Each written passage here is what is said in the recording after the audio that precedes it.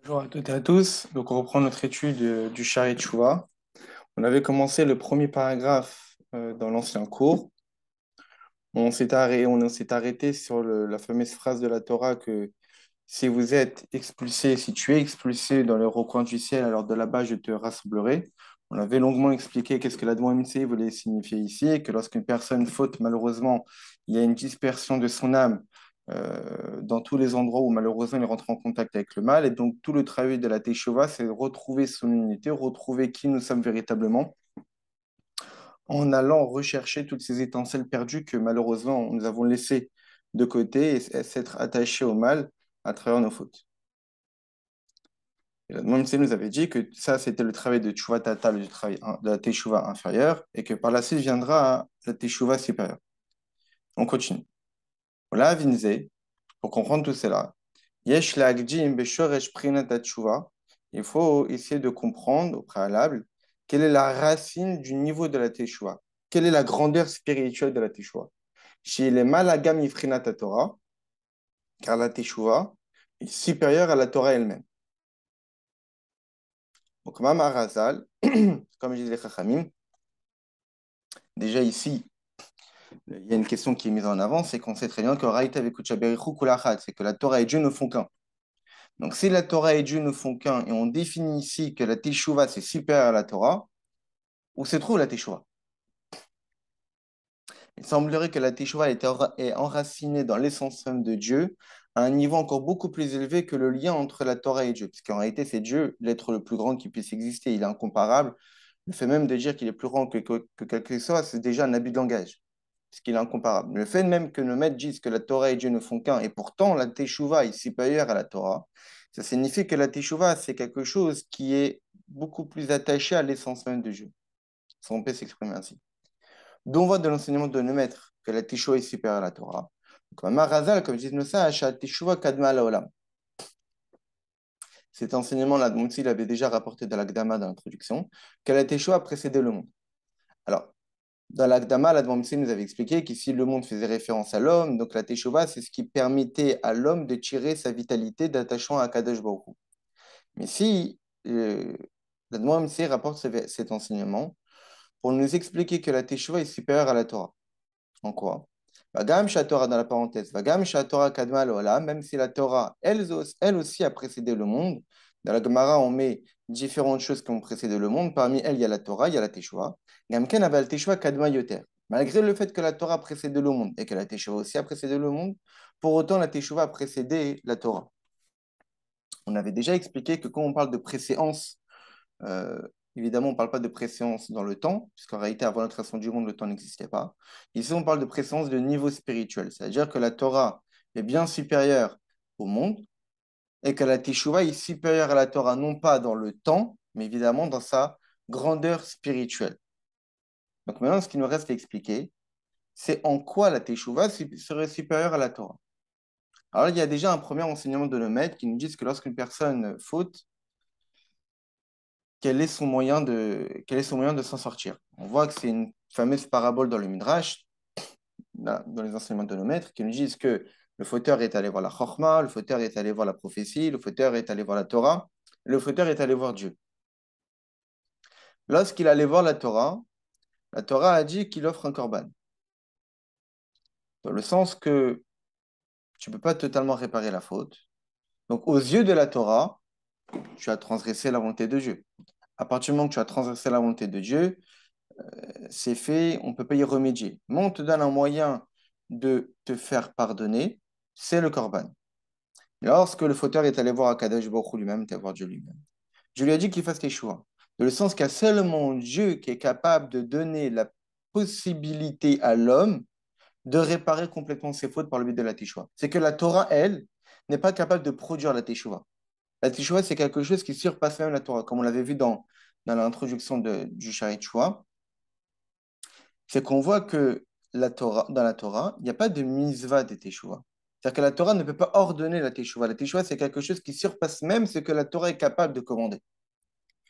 Et ici, la Torah va donner une autre raison pour laquelle, une autre preuve, pourquoi la Teshuvah précède la Torah et serait supérieure à la Torah. Dans Raya Broura, on a une preuve claire à cela. L'image est tzadikim gmurim, betorah ou misvot, que des tzadikim complets dans l'étude de la Torah, dans la pratique du misvot, c'est-à-dire des personnes qui ne fautent pas, qui n'ont pas de Yetzara, il semblerait, et Namicholim la Hamod, Bemakom Madrigal Baal Tshuva. Ils n'ont pas la possibilité de se tenir dans le niveau où le Baal Tshuva soutient. Et c'est comme ça que la halakha est tranchée, le Rambam tranche ainsi, qu'un Baal Teshuva est supérieur à un tzaddik. Or, vu qu'un tzaddik, c'est celui qui est attaché à Torah et Mitzvot, un Baal Teshuva, c'est celui qui a fait la Teshuva. Donc, on voit que celui qui est attaché à Torah et Mitzvot est inférieur à celui qui a été capable de faire Teshuva. Donc, on voit bien de là que la Teshuva est supérieure à la Torah.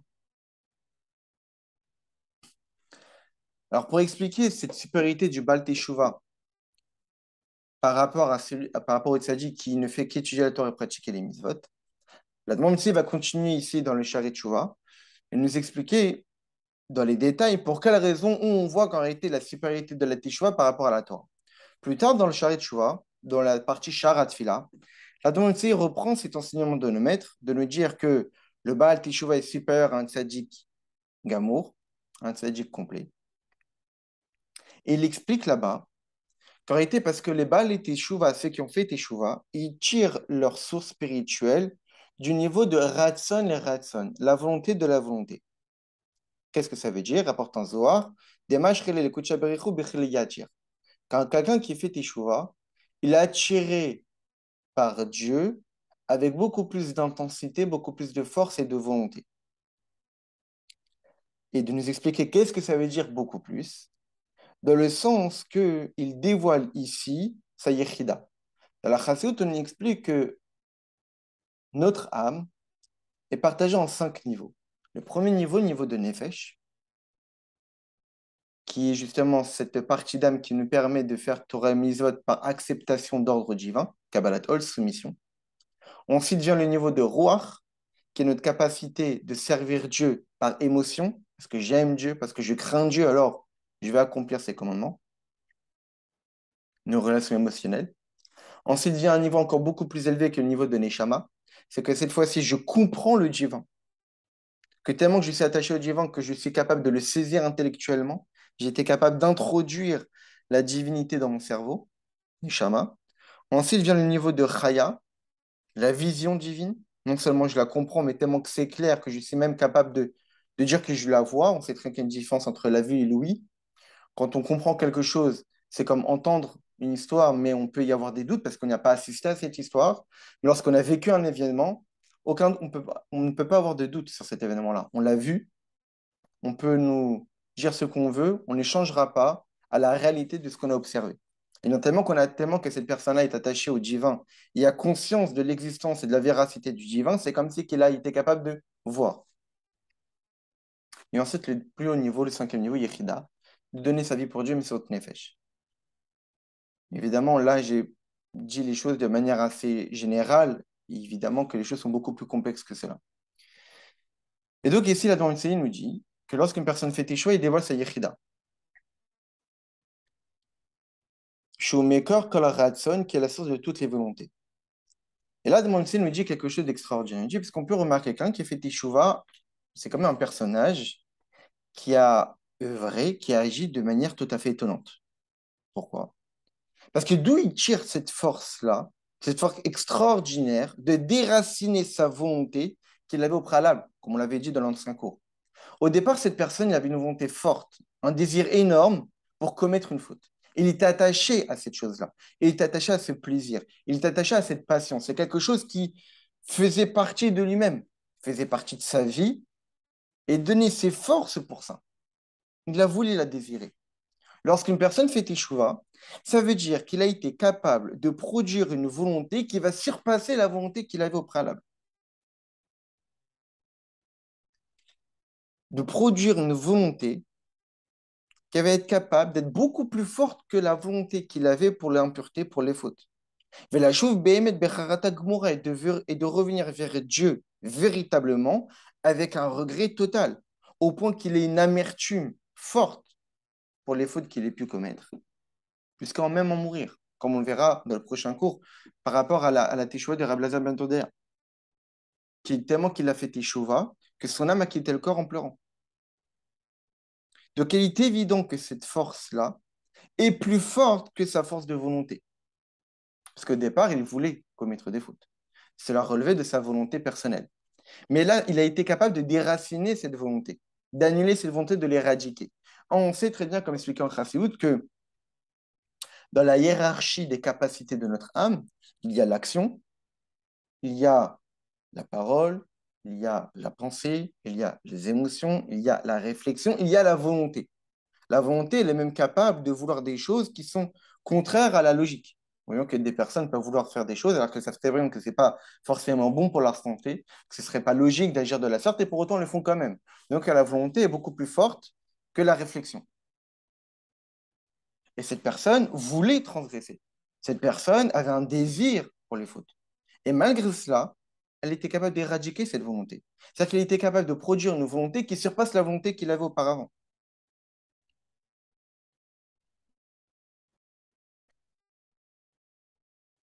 Malgré cela, Gamaratsu ne rakrelek echad min nefesh. En réalité, la volonté n'est qu'une partie de notre âme, c'est qu'une capacité parmi tant d'autres des âmes, certes supérieure aux autres, mais ça reste une partie de notre âme, une production de capacité de notre âme. Et évidemment que par rapport à l'essentiel de notre âme, cette capacité est insignifiante. Cette force-là est beaucoup plus forte que nos capacités intellectuelles, beaucoup plus forte que nos capacités émotionnelles, beaucoup plus forte évidemment que notre pensée, notre parole, nos actions, parce que c'est notre volonté qui dicte tout. Mais pour autant, par rapport à l'essentiel de notre âme, elle est insignifiante. C'est l'âme qui produit la volonté. Donc lorsqu'une personne fait échouer, elle fait intervenir quoi? Elle fait intervenir une partie de lui qui surpasse la volonté. C'est-à-dire il fait intervenir l'essentiel de son âme, qui est Yechida. Justement, c'est le niveau le plus élevé de l'âme qui existe. Et c'est pour cette raison qu'il a la capacité de dévoiler une lumière profonde de son âme et d'éradiquer tout l'attachement qu'il avait auparavant pour les fautes, en faisant une teshuva véritable, comme on peut le voir que des fois des personnes, pas forcément de grandes capacités intellectuelles, émotionnelles, qui n'ont pas forcément beaucoup de connaissances de Torah et Mitzvot, et pour autant le jour de Yom Kippour, on les voit pleurer ardemment, aussi pendant les 10 jours de pénitence, et de revenir vraiment vers Akadosh Baruch Hu, d'un point de vue du rayonnement de la Yechida, du cinquième niveau de leur âme. Et ça, c'est provient de la racine des volontés. Ce n'est pas la volonté qui intervient, c'est la source même de la volonté. Étant donné que lorsqu'un juif fait Torah et Mitzvot, il ne fait que émettre une volonté, la volonté de servir à Kadosh Baruch Hu. Mais là, on parle de quelqu'un qui avait déjà une volonté et qui va venir éradiquer une volonté personnelle qu'il avait déjà auparavant. Donc, on voit que Baal Teshuvah a une force plus élevée qu'un tzaddik. Un tzaddik ne fait que concrétiser sa volonté. Un Baal Teshuvah, il éradique sa volonté. C'est-à-dire qu'il avait déjà une volonté, il s'est déjà mis dans une case, une structure, il s'est déjà défini d'une certaine manière. Il va complètement se redéfinir. Le tzaddik, il ne fait que suivre sa nature. Un Baal Teshuvah, il a transformé et cassé sa nature. Donc ça, c'est une explication que nous donne la Nouvelle Série beaucoup plus loin. Pour revenir dans le texte ici du Sharet Teshuvah, qu'on étudie, la Nouvelle Série nous explique d'une autre manière. Mais Shoresh Advarim Yadoua. Pour quelle raison un Baal Teshuvah est super un tzaddik, c'est connu. Il fait Shikar à Torah enorak levar ben tov vera. Parce qu'on sait que l'essentiel de la Torah, qui est le rôle de la Torah, son rôle essentiel, c'est de clarifier, de raffiner entre définir ce qui est bien de ce qui est mal. Shinyan Chochma, Shinyan Bechorchma Idbariru, que c'est en réalité toute la phrase du Zohar, Bechorchma Idbariru, qu'avec la Chochma, avec la sagesse, on va clarifier les choses. Avec la Vigil Ben Tanmeh, les Taor, le but de la Torah, c'est de dire que ça, c'est impur, et ça, c'est pur. Mais lorsque la Torah a défini qu'une chose est impure, elle restera impure. La Torah a défini qu'une chose est impure, elle est impure, une chose est pure, elle est pure. La Torah ne fait que définir les choses et nous indiquer les choses à s'accrocher à elle. On peut rentrer en contact avec elle. Et voici les choses qu'on n'a pas le droit de rentrer en contact. Velo yevorar l'olam alpi mishpat Torah. Mais la chose qui est impure, elle, restera impure. D'un point de vue de l'optique de la Torah, une chose impure ne peut que rester impure. On ne peut pas la rendre pure, on ne peut pas la rendre positive. Ce qui est négatif est négatif. Donc la Torah ne fait que nous donner, nous définir la nature des choses. Mais de là à changer les choses, à transformer le mal en bien, A priori, cela ne découle pas du rôle de la Torah.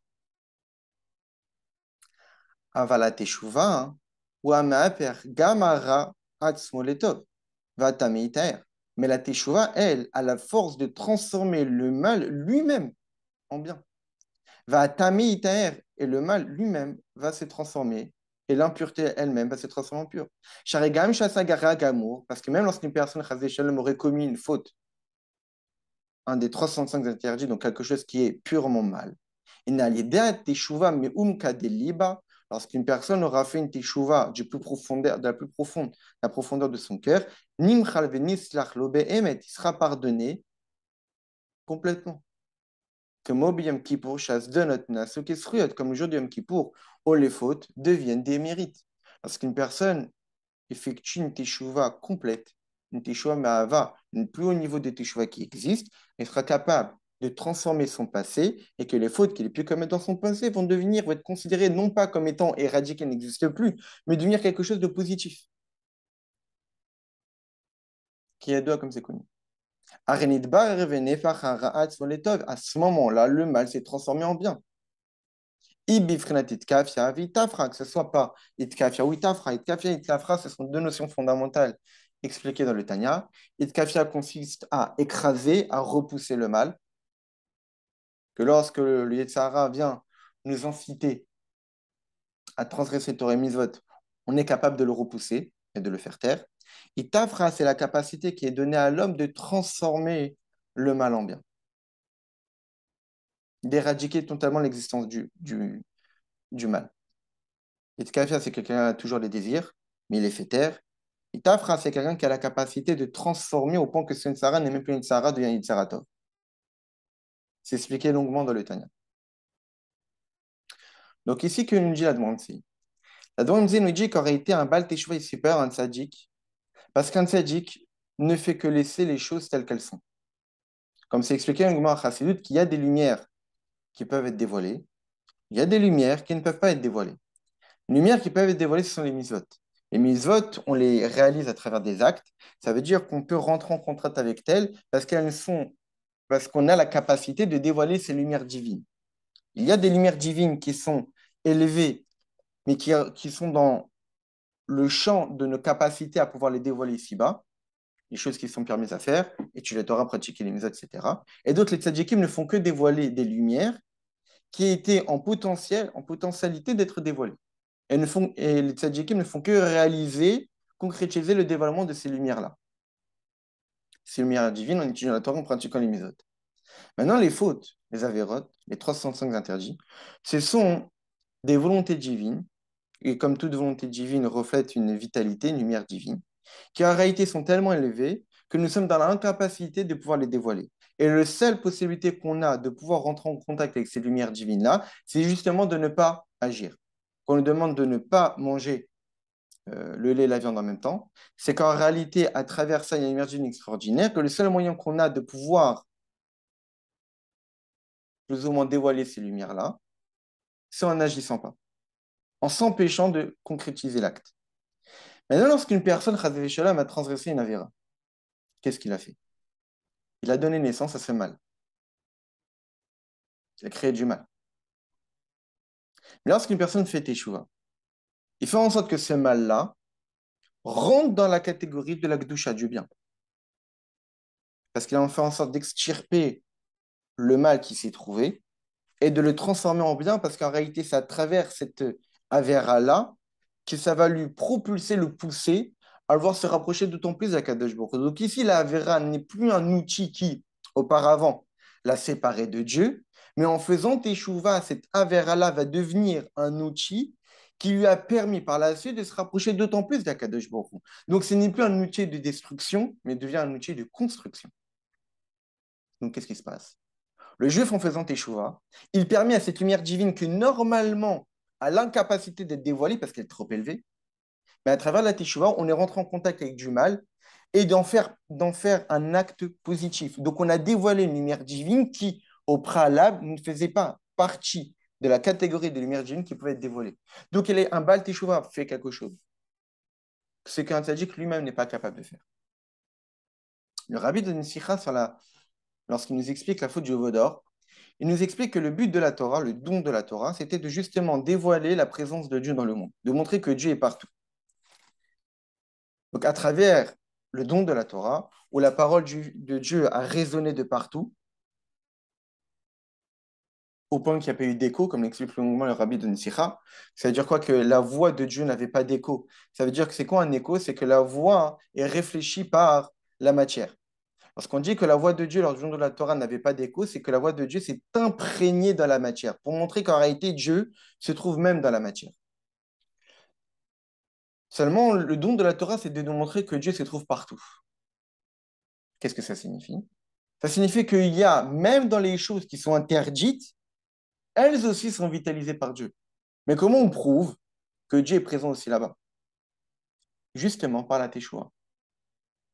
À travers la Teshuvah, après la Teshuvah, on voit qu'un juif a toujours la possibilité de s'attacher à Kadosh Baruch Hu malgré les fautes qu'il ait pu commettre dans le passé. Et ces fautes-là, justement, vont jouer un rôle dans la proximité future qu'il aura avec Akadosh Baruch Hu, montre que dans ces éléments-là, qui auparavant étaient négatifs, qui auparavant faisaient partie des clipotes, de la Sitra du domaine du mal, il y avait toujours une étincelle divine qui a été capable d'être dévoilée justement par le biais de la Teshuvah qui serait effectuée par la suite.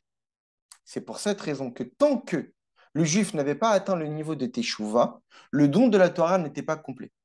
Parce que le don de la Torah, c'est de montrer que Dieu est partout. Mais tant qu'on n'a pas montré la présence de Dieu, même dans le mal, alors le don de la Torah ne s'est pas réalisé à la perfection. C'est pour cette raison que nous dit le rabbi dans la Sikha, que Dieu a imposé la faute du Vaudor. Que la faute du Vaudor, en réalité, on ne pouvait pas y échapper. La faute du Vaudor a été imposée par Dieu. Le rabbi Sébastien, un passage de la Gemara qui dit là-bas clairement que la faute du Vaudor a été imposée par Dieu. Pour quelle raison Dieu a imposé la faute du Vaudor? Parce qu'à travers cette faute-là, on allait permettre aux bénis Israël d'atteindre le niveau de Teshuvah. Pourquoi? Parce que lorsque les bénis Israël ont reçu la Torah, ils ont atteint un niveau où ils n'avaient même plus du Tzahara. Comme le dit le Kiyakar, ils n'avaient même plus de la tâche de la faute de l'arbre de la connaissance. Ils étaient redevenus comme Adam Arishan avant la faute, immortels, avec aucune trace de mal. Donc, dans cette stature-là d'union totale avec Akadosh Baruch Hu, il est évident qu'ils n'avaient même plus de volonté de faire le mal. Donc, s'ils n'avaient même plus la volonté de faire le mal, comment ils auraient pu atteindre le niveau des Teshuvah? Utile pour montrer que Dieu est partout et pour faire en sorte que le don de la Torah est arrivé à être réalisé complètement en montrant que Dieu se trouve dans n'importe quel domaine du monde. Étant donné que les bénis Israël n'étaient plus dans la capacité de faire Teshuvah, parce qu'ils étaient totalement unis à Dieu, alors Dieu a imposé une faute, la faute du veau d'or, pour ainsi permettre par la suite aux bénis Israël de faire Teshuvah. Et en faisant Teshuvah, ils ont dévoilé que Dieu se trouvait même dans le mal. Donc on voit que la Teshuvah, c'est une étape supplémentaire dans le don de la Torah, que le don de la Torah lui-même n'était pas capable d'atteindre. Donc, cela prouve encore d'autant plus qu'un Baal Teshuvah est super à un tzaddik parce qu'un tzaddik ne fait que réaliser ce que dicte la Torah et les mitzvot, alors qu'un Baal Teshuvah, c'est l'étape d'après, qui non seulement on est attaché à ce que Dieu nous a indiqué de faire, mais un Baal Teshuvah est capable de transformer le mal en bien. Il est évident que ce n'est pas parce que la Teshuvah est grandiose qu'on peut se permettre, ah oui, je vais faire des fautes, pour justement atteindre le niveau des Teshuvah. Comme dit Adman Zaken, quelqu'un qui se permet de faire des fautes tout en faisant un calcul que par la suite il comptera faire la Teshuvah, on ne lui donnera pas la possibilité de faire Teshuvah. Et de toutes les manières, une personne qui comprend véritablement comment les choses fonctionnent ne pourra pas se permettre de fauter. Parce que faire Teshuvah, c'est justement dans l'idée de montrer un attachement d'autant plus grand avec Akadosh Baruch Hu. Mais comment peut-on se permettre et vouloir chercher un grand attachement avec Akadosh Baruch Hu en se permettant de commettre des fautes ou au moment où on commet une faute, on se détache d'Akadosh Baruch Hu et on permet à la Shrina de descendre encore d'autant plus dans la galoute et dans la sitracha. C'est-à-dire qu'on fait souffrir la Shrina pour pouvoir se permettre par la suite d'avoir une plus grande relation avec la Shrina. Ça n'a pas de sens. Donc il est évident que la teshuvah, c'est quelque chose qui est grandiose et que de toutes les manières, tous les jours de notre vie, il faut faire teshuvah. Il ne faut pas attendre de faire des fautes pour pouvoir les faire. Parce que la teshuvah, par définition, c'est se rapprocher de Dieu. Dieu est infini, donc on peut toujours se rapprocher de lui. Mais ce n'est pas parce que la teshuvah est extraordinaire qu'on va se permettre de faire des fautes pour se permettre de faire teshuvah par la suite. Ensuite, la demande est de nous dire, il rapporte une phrase du Zohar que lorsqu'un juif fait kafia, sitra, c'est-à-dire lorsqu'un juif écrase les forces du mal, en repoussant le mal, en faisant en sorte que le mal est éradiqué, en particulier en faisant teshuva, alors Istal et Kikara de Kuchabiriru, il permet de dévoiler une lumière divine extraordinairement élevée. Chez Bazé, il y a Sheter Ta'anoug, parce qu'ici, il y a un plus grand plaisir à Elion, pour Dieu. Apashut mi biur tovera shalide à Torah. Parce que Dieu a un beaucoup plus grand plaisir lorsqu'on transforme le mal en bien en faisant teshuva que lorsqu'une personne ne fait que distinguer le bien du mal. Parce qu'une personne a commis des fautes et qu'il fait teshuva, ça procure à Kadosh Baruch Hu un plus grand plaisir qu'une personne qui n'a jamais commis de faute et qui fait que accomplir Torah et Mizot. Évidemment, comme je l'ai dit auparavant, ça ne veut pas dire et nous donner la possibilité de transgresser des fautes et de faire tes choix. Mais en réalité, ça donne confiance et ça renforce. Que les personnes qui, malheureusement, dans leur passé, ont commis certaines fautes, se sont éloignées des Kadosh Baruch Hu, aucunement ils doivent se dire que c'est perdu d'avance, que à quoi ça vaut la peine de continuer, parce que bien au contraire. Il y a des personnes qui peut-être ont le mérite d'avoir reçu une certaine éducation, d'avoir pas forcément un très grand Sahara, de vivre une situation où ils n'ont pas forcément besoin de rentrer en contact avec le monde extérieur, et donc un petit peu d'être préservés et de ne pas avoir beaucoup de risques de transgresser certaines fautes. Et donc, ils font qu'étudier la Torah et pratiquer les mitzvot. C'est une chance, et donc ils doivent en être contents de leur part. Maintenant, qui malheureusement d'autres personnes n'ont pas forcément reçu une bonne éducation, ils ont un Sahara qui est qui s'expriment, qui ont un travail qui malheureusement les pousse à rentrer en contact avec le monde extérieur et qui malheureusement les met dans des situations où il est beaucoup plus difficile de rester intègre. Évidemment, ça ne justifie pas la faute. Aucune situation ne justifie les fautes et ne donne d'excuses à des fautes. On n'a pas d'excuses, on n'a pas de justification par rapport aux erreurs qu'on ait pu commettre. Et pour autant, le fait que malheureusement on ait pu commettre des fautes ne doit pas nous pousser au désespoir. Bien au contraire. La situation dans laquelle on est nous donne la chance de provoquer à Dieu un plaisir incommensurable, qu'on n'était pas capable de provoquer lorsque on ne transgressait pas de faute. Quand malheureusement on est tombé dans la faute, on a chuté. La situation dans laquelle on est nous doit nous réjouir, parce qu'ici, Dieu nous donne le cadeau de pouvoir se rapprocher de lui en faisant teshuva et nous donner la chance de transformer le mal en bien, de faire en sorte que la situation dans laquelle j'étais dans le passé, où j'ai chuté, va devenir pour moi maintenant un moteur qui va me propulser vers Akadosh Baruch Hu, avec un lien avec lui beaucoup plus fort que je n'étais pas capable de voir auparavant. Et à ce moment-là, je transforme le mal en bien. À ce moment-là, je dévoile Dieu, l'essence même de Dieu, de manière beaucoup plus intense, de manière beaucoup plus dévoilée que j'aurais été capable de le faire auparavant. Donc voilà l'une des explications que nous donne l'Admon Mitsaï de la supériorité du Baal Teshuvah par rapport au Tzaddik. Donc ici, l'Admon Mitsaï continue de nous expliquer la valeur de la Teshuvah. Dans le cours d'avant, on avait expliqué le mécanisme de la Teshuvah, en quoi la Teshuvah fonctionne, qui est le fait de éradiquer nos volontés et notre désir avec les différentes étapes. Ici, l'Admon Mitsaï nous a expliqué que la production de la Teshuvah, c'est que la Teshuvah permet d'atteindre. La Teshuvah permet d'atteindre un niveau, c'est que même un tzaddik n'était pas capable d'atteindre. On continuera au prochain cours, Bezrat Hashem.